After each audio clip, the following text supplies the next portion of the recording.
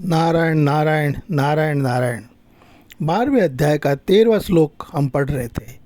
अद्वेष्टा सर्वभूतानां मैत्र करुणा एव च निर्ममो निरहंकार सम दुख सुख क्षमे।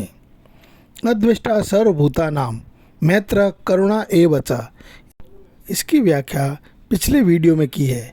अब निर्मम, यद्यपि भक्त का प्राणी मात्र के प्रति स्वाभाविक ही मैत्री और करुणा का भाव रहता है, तथापि उसकी किसी के प्रति किंचन मात्र भी ममता नहीं होती।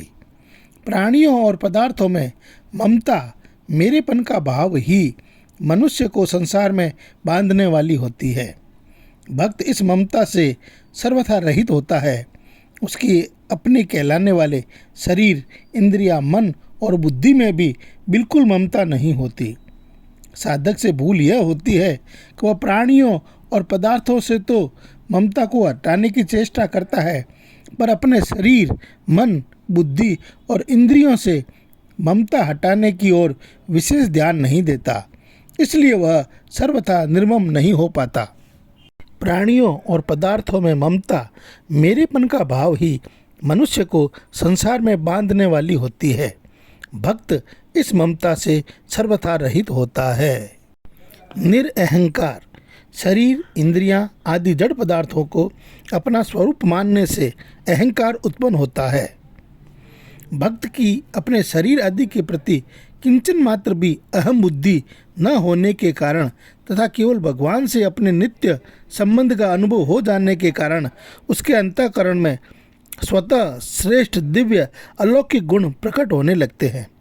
इन गुणों को भी वह अपने गुण नहीं मानता, प्रत्युत देवी संपत्ति होने से भगवान के ही मानता है।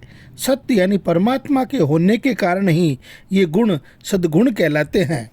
ऐसी दशा में भक्त उनको अपना मान ही कैसे सकता है, इसलिए वह अहंकार से सर्वथा रहित होता है।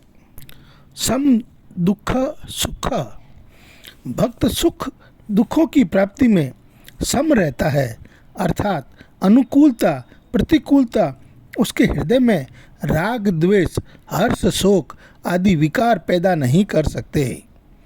गीता में सुख दुख पर अनुकूलता प्रतिकूलता की परिस्थिति जो सुख और दुख उत्पन्न करने में हेतु है के लिए तथा अंतःकरण में होने वाले हर्ष, विषाद आदि विकारों के लिए भी आया है।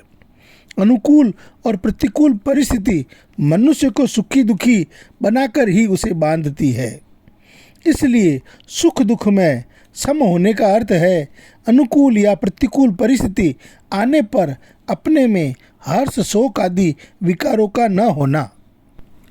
भक्त के शरीर, इंद्रियां, मन, सिद्धांत आदि की अनुकूल या प्रतिकूल प्राणी, पदार्थ, परिस्थिति, घटना आदि का संयोग या वियोग होने पर उसे अनुकूलता और प्रतिकूलता का ज्ञान तो होता है, पर उसके अंतःकरण में हर्ष, शोक आदि कोई विकार उत्पन्न नहीं होता। यहाँ यह बात समझ लेनी चाहिए कि किसी परिस्थिति का ज्ञान होना अपने आप में कोई दोष नहीं है, प्रत्युत उससे अंतःकरण में विकार उत्पन्न होना ही दोष है। भक्त राग, द्वेष, हर्ष, शोक आदि विकारों से सर्वथा रहित होता है। जैसे प्रारब्ध के अनुसार भक्त के शरीर में कोई रोग होने पर उसे शारीरिक पीड़ा का ज्ञान तो होगा, अनुभव होगा, किंतु उसके अंतःकरण में किसी प्रकार का विकार नहीं होगा। किसी परिस्थिति का ज्ञान होना अपने आप में कोई दोष नहीं है, प्रत्युत उससे अंतःकरण में विकार उत्पन्न होना ही दोष है। भक्त राग, द्वेष, हर्ष, शोक आदि विकारों से सर्वथा रहित होता है। जैसे प्रारब्ध के अनुसार भक्त के शरीर में कोई रोग होने पर उसे शारीरिक पीड़ा का ज्ञान यानी अनुभव तो होगा, किंतु उसके अंतःकरण में किसी प्रकार का विकार उत्पन्न नहीं होगा। अगला गुण है क्षमी। अपना किसी तरह का भी अपराध करने वाले को किसी भी प्रकार का दंड देने की इच्छा न रखकर उसे क्षमा कर देने वाले को क्षमी कहते हैं। भक्त के लक्षणों में पहले अद्वेष्टा पद देकर भगवान ने भक्त में अपना अपराध करने वाले के प्रति द्वेष का अभाव बताया। अब यहाँ क्षमी पद से यह बताते हैं कि भक्त में अपना अपराध करने वाले के प्रति ऐसा भाव रहता है कि उसको भगवान अथवा अन्य किसी के द्वारा भी दंड न मिले। ऐसा क्षमा भाव भक्त की एक विशेषता है। सज्जनों, इनमें से एक भी गुण अगर हमारे में आ गया तो फिर हमें भगवान को ढूंढना नहीं पड़ेगा, भगवान हमें ढूंढते हुए आ जाएंगे। जैसे अमिताभ बच्चन को यदि हम जानते हैं तो ये कोई बड़ी बात नहीं है, अमिताभ बच्चन यदि हमें जाने तो बड़ी बात है। नारायण नारायण नारायण नारायण।